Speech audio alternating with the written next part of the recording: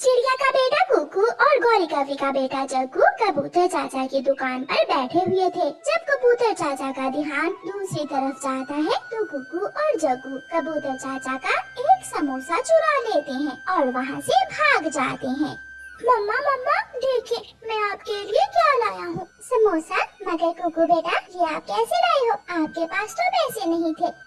वो ये समोसा मुझे मेरे दोस्त जग्गू ने दिया है। उसकी मम्मा ने बनाए थे घर पर समोसे। मैं अभी जग्गू की मम्मा से पूछ कर आती हूँ। नहीं नहीं मम्मा, मैं तो मजाक कर रहा था। ये समोसा मुझे रास्ते से पैसे मिले थे। मैंने उन पैसों से आपके लिए समोसा ले लिया। कुकू बेटा सच सच बताओ, वरना मैं ये समोसा नहीं खाऊंगी। मैंने और जग्गू ने कबूतर चाचा की दुकान से चुराए थे ये समोसे।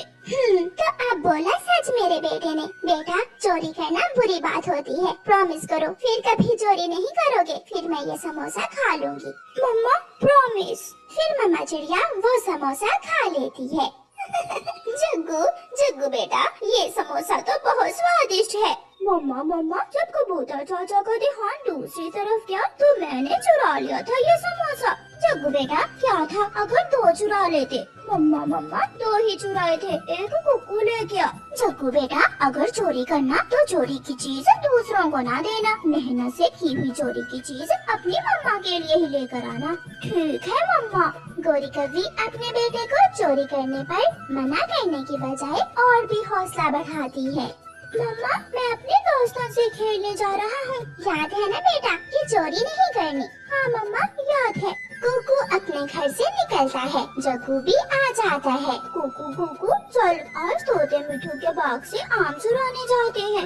यार जग्गू, मैंने अपनी मम्मा से वादा किया है कि अब कभी मैं चोरी नहीं करूँगा। कौन सा वादा? चल तू, हम कौन सा मम्मा को जाकर बताएंगे। मगर मेरी मम्मा मुझसे पूछती है और मना करती है चोरी करने से। माफ करना दोस्त, मैं अब तुम्हारे साथ चोरी करने नहीं जा सकता। कुकू वहाँ से चला जाता है और जग्गू अकेला ही मिठू तोते के बाग से आम चोरी करने निकल जाता है। जग्गू बाग में जाकर जी भरकर आम खाता है। वहाँ कोई भी ना था और दो आम अपनी मम्मा के लिए लेकर घर वापस जाता है।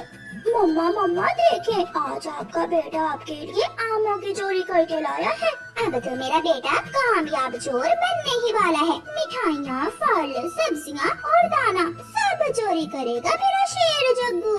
दोनों माँ बेटा आम खा लेते हैं। मम्मा आज फिर जग्गू मिठू अंकल के बाग से आम चुराने गया था। उसने मुझे भी कहा आम चुराने को, मगर मैं नहीं गया उसके साथ। वहाँ टोकरी में आम रखे हुए हैं। मैंने अपने बेटे के लिए चोरी के नहीं, मेहनत की कमाई से आम लिए हैं। मेरे बेटे, जो भी चीज खाने को दिल करे मुझे बता दिया करो। उस जग्गू के बच्चे के साथ बात भी ना किया करो। ऐसे ही जग्गू का हौसला बहुत बढ़ जाता है। वो तो चोरी करना अब बहुत आसान समझता था। रोज की तरह आज फिर जग्गू कबूतर चाचा की दुकान पर बैठा हुआ था। जग्गू जैसे ही कबूतर चाचा की जलेबी चुराने लगता है, कबूतर चाचा उसे देख लेता है। चोर चोर, कबूतर शोर मचाता है और जग्गू को पकड़ लेता है। अब तेरी माँ आकर तुझे बचाएगी। कबूतर जग्गू के दो थप्पड़ लगाता है। बुलबुल, जाओ इसकी माँ को बुला कर लाओ।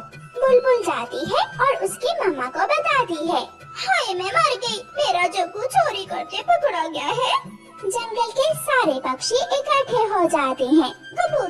कबूतर भैया, बच्चा है, माफ कर दो। अंकल, जलेबी मैं अपनी मम्मा के लिए चुरा रहा था। मम्मा ने कहा था जलेबी चुराने का। गोरी, अगर बच्चे को चोरियां करना सिखाओगी तो ऐसा तो होगा ही। सबके सामने गोरी और उसके बेटे की बेइज्जती होती है और फिर कबूतर बच्चा जानकर जग्गू को छोड़ देता है और वो दोनों माँ बेटा सबसे नजरें चुराकर घर चले जाते हैं। मम्मा, क्या इस जंगल में कोई फल नहीं है? आप हर रोज सूखा खाना ही क्यों लाती हैं?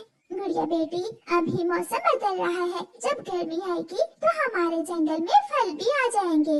मम्मा, सूखा दाना खा खा कर मैं तंग आ गई। ऐसे ही छोटा मिठू अपनी मम्मा से कहता है। मम्मा, जब देखो सूखा दाना, सुना है हम तोते तो अमरूद बहुत शौक से खाते हैं, मगर मेरी कहाँ इतनी किस्मत कि मैं मीठे मीठे अमरूद खाऊं। जग्गू कौवे का भी अपनी मम्मा से यही शिकवा था। फिर वो सब दोस्त नदी पर बैठे हुए थे जब तब जग्गू गुड़िया और छोटे मिठू से कहता है, आज हम पहाड़ों की दूसरी तरफ जाकर देखते हैं, शायद वहाँ कोई फल हो और हमारे मम्मा पापा उन फलों के बारे में ना जानते हों। अगर वहाँ फल मिल गए तो हम अपने मम्मा पापा को सरप्राइज देंगे। फिर वो तीनों दोस्त पहाड़ों की दूसरी तरफ फल ढूंढने जाते हैं। जब वो पहाड़ की दूसरी तरफ देखते हैं तो वहाँ तो सच में बहुत ही फलदार पेड़ थे। वो जंगल तो हरा भरा था, जिधर देखो उधर ही फल। हमें जल्दी से जाकर अपने मम्मा पापा को बताना होगा, वो ये सुनकर बहुत खुश होंगे। वो सब वापस लौटते हैं। मम्मा सच सच मम्मा, वहाँ बहुत फल है, फिर आप हमारे लिए फल क्यों नहीं लाती? गुड़िया बेटी, आइंदा से गलती से भी उस दिशा में न जाना, वो इलाका माही झील का है, इसलिए हम बड़े पक्षी कभी भी उस दिशा में नहीं जाते। ये सुनकर गुड़िया खामोश हो जाती है। दूसरे दिन वो सारे दोस्त फिर से इकट्ठे होते हैं। हमें किसी भी तरह उस जालिम चील को मारना होगा या फिर उसे जंगल से भगाना होगा। जो काम हमारे बड़े न कर सके वो हम छोटे पक्षी कैसे कर सकते हैं? अगर हम योजना बनाए और बुद्धि से काम लें तो हम उस चील का मुकाबला कर सकते हैं। जग्गू, तुम्हारी गुलेल कहाँ है? वो तो घर में है। जाओ जल्दी से अपनी गुलेल लेकर आओ और आज हम उस चील को देखेंगे कि वो कैसे हमें फल नहीं खाने देती। फिर जग्गू कौवा अपने घर से अपनी गुलेल लेता है। जग्गू बेटा, गुलेल लेकर कहाँ जा रहे हो? किसी छोटे पक्षी से कोई शरारत ना करना। नहीं मम्मा, मैं तो अपने दोस्तों से खेलने जा रहा हूँ। वो सब पहाड़ों की दूसरी तरफ पहुँच जाते हैं।